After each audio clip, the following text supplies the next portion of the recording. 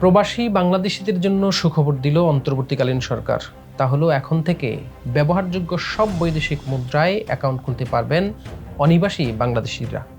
সেই সঙ্গে অনিবাসীদের নামে খোলা বৈদেশিক অ্যাকাউন্টে জমা অর্থে সুদ হারও বাজারের উপর ছেড়ে দেওয়া হয়েছে। ফলে এখন থেকে ব্যাংক গ্রাহক সম্পর্কের ভিত্তিতে সুদের হার নির্ধারিত হবে। 13 এপ্রিল রোববার বাংলাদেশ ব্যাংক এ সংক্রান্ত একটি সার্কুলার জারি করেছে। বাংলাদেশ ব্যাংকের কর্মকর্তারা জানান, এতদিন শুধু অনুমোদিত 4টি বৈদেশিক মুদ্রায় অনিবাসীদের অ্যাকাউন্ট খোলার সুযোগ ছিল। এগুলো হলো ডলার, পাউন্ড, ইউরো ও ইয়েন। এখন থেকে অনুমোদিত মুদ্রার পাশাপাশি ব্যবহারযোগ্য সকল বৈদেশিক মুদ্রায় অ্যাকাউন্ট খুলতে পারবেন। এই সুযোগ দেওয়ার ফলে বৈদেশিক মুদ্রার প্রবাহ বাড়বে বলে মনে করছেন বাংলাদেশ ব্যাংকের কর্মকর্তারা।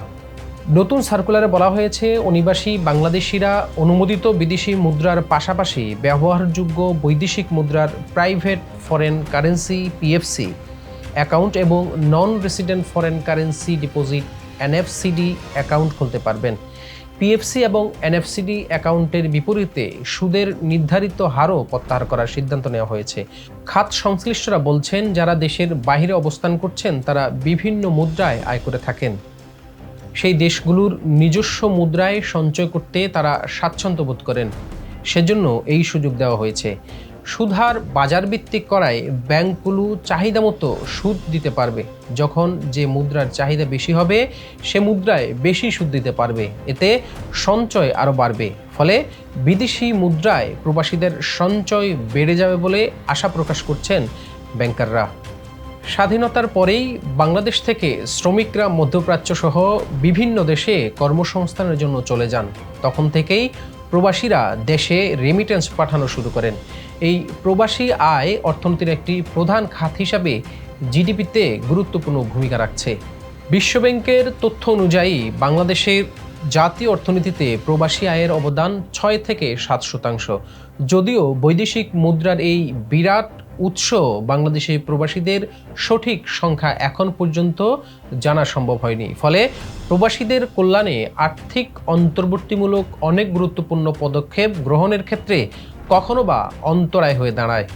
জুলাই গণঅভ্যুত্থানে ক্ষমতাচ্যুত তৎকালীন আওয়ামী লীগ সরকারের প্রবাসী কল্যাণ ও বৈদেশিক কর্মসংস্থান মন্ত্রী ইমরান আহমেদ জাতীয় সংসদের একটি বক্তব্যে জানিয়েছিলেন, 2023 সালের জুলাই পর্যন্ত বিশ্বের বিভিন্ন দেশে কর্মরত বাংলাদেশিদের সংখ্যা 1,55,13,460 জন।